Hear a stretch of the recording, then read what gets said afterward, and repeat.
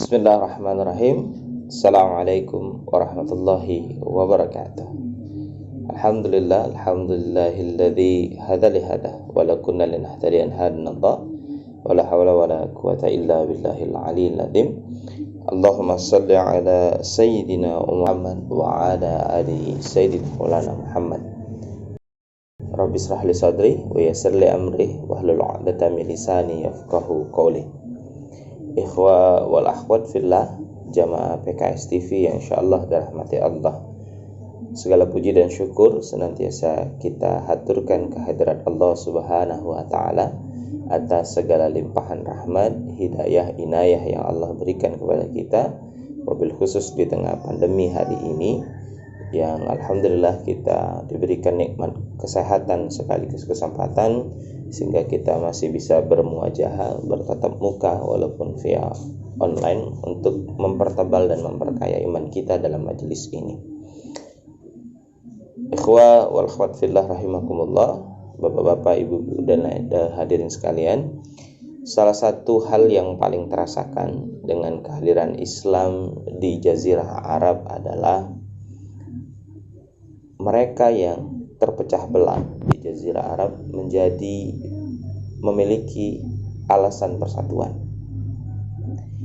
Dahulu kita tahu bahwa negeri Arab adalah negeri yang terpisah-pisah dengan banyaknya kabilah, dan kabilah ini pun larut dalam sebuah permusuhan dan pertarungan balas dendam yang panjang, lama dan melelahkan. Akan tetapi mereka pun tidak mengetahui apa yang bisa menjadi faktor persatuan mereka. Sampai akhirnya Islam ini hadir dan lahir di tengah-tengah mereka dan menjadi faktor utama yang menjadi perekatan sosial yang meredakan permusuhan di antara mereka. Paling tidak ada 3 momentum yang beriringan yang kita lihat sebagai narasi besar agama menjadi sebab sebuah persatuan. Kisah pertama terjadi di tahun ke-11 kenabian ketika Rasulullah SAW melakukan dakwahnya ketika pada musim orang-orang di kabilah-kabilah Arab datang ke Mekah untuk berkunjung kepada Ka'bah. Ketika Rasulullah SAW datang dari satu kabilah ke kabilah yang lain, ada yang menolak dan ada yang menerima. Dan yang paling fenomenal adalah ketika Rasulullah berdakwah kepada kaum Aus dan kaum Khazraj dari perwakilan negeri Yastrib, gitu ya. Di mana pada saat itu kita lihat ketika Rasulullah memberikan dakwah, ada sebuah momentum khas yang kita kenal akhir ini sebagai bai'at aqobah. Fillah. Mereka sempat mengatakan inna fatarakna qaumana wala qaum bainahum minal adama wa tisyarri ma bainahum. Wahai Rasulullah, kami sesungguhnya telah meninggalkan kaum kami, dan di antara kaum kami ini sungguh banyak terjadi permusuhan dan kejahatan. Mereka menegaskan bahwa mereka berada dalam situasi yang tidak menyenangkan, karena di tengah-tengah mereka banyak sekali terjadinya kejahatan dan banyaknya terjadi permusuhan, pertarungan balas dendam yang lama. Kemudian mereka mengatakan fa'asa ayajmahullahu bika. Semoga Allah Ta'ala mengumpulkan mereka denganmu.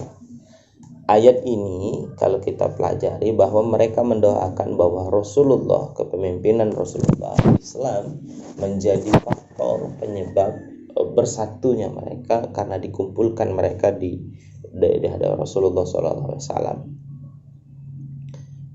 Dan mereka mengatakan bahwa kami akan mendakwahi kaum kami, memberikan pengajaran agama yang engkau berikan kepada kami hari ini.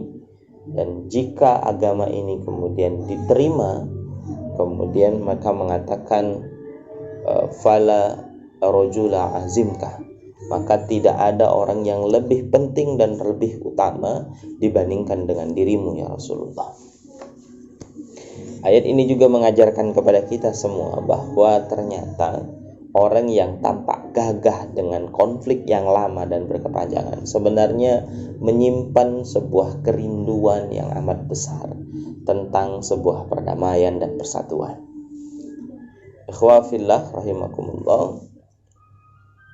Kemudian kita kenal peristiwa hijrah setelah itu. Bagaimana kaum Aus dan Khazraj yang terlibat dalam perang lama kemudian disatukan oleh Allah dalam peristiwa Bait Aqabah. Kemudian barulah Rasulullah datang ke negeri Yastrib dalam prosesi hijrah itu. Dan kota ini akhirnya diberikan nama Madinah. Kita tahu ketika prosesi hijrah itu datang, para sahabat-sahabat yang datang bersama Rasulullah meninggalkan keluarga mereka, meninggalkan harta mereka, kemudian masuk ke kota Yastrib. Kemudian ketika Rasulullah mendirikan masjid ikhwafillah, maka problem sosial selanjutnya adalah bagaimana yang terjadi dengan kaum yang berangkat dari Mekah ke Madinah tanpa membawa apa-apa. Sekali lagi kita diperlihatkan dengan fenomena bagaimana agama menyatukan manusia, di mana Rasulullah membuat sebuah identitas baru yang kita sebut dengan orang-orang Yastrib, orang-orang Madinah dengan sebutan Ansor, dan orang-orang yang berhijrah dari Mekah ke Madinah digelari dengan Muhajirin, dengan mempersaudarakan satu sama lain. Dan kalau kita lihat bagaimana fenomena ini mengajarkan persatuan dalam hal yang sangat emosional adalah bagaimana sahabat Ansor kemudian mengatakan kepada saudara Muhajirinnya bahwa dia memiliki harta, silahkan bagi dua. Bagaimana kemudian dia mengatakan dia punya lahan pertanian, punya usaha, silahkan bagi dua. Dan sekali lagi kita melihat bagaimana narasi agama menjadi narasi persatuan. Dan kota itu menjadi identitas baru dengan sebutan Madinah. Dan yang ketiga ikhwafillah, fenomenanya adalah karena kita tahu di kota Madinah bukan saja ada orang-orang muslim di sana, tetapi juga ada orang-orang Yahudi, ada juga dari orang-orang musyrik. Maka bagaimana formulasi Rasulullah untuk menjadikan agama ini sebagai agama persatuan? Maka telah kita kenal fakta atau fenomena itu dengan piagam Madinah. Ikhwa fillah rahimakumullah. Dari tiga fenomena ini yang terjadi di tahun 11, 12, dan 13 kenabian, kita diajarkan ikhwa fillah bagaimana narasi terbesar dari agama kita adalah bagaimana menyatukan manusia dengan manusia. Bahwa agama menjadi basis awal dari perekatan dan kohesi sosial di tengah-tengah manusia.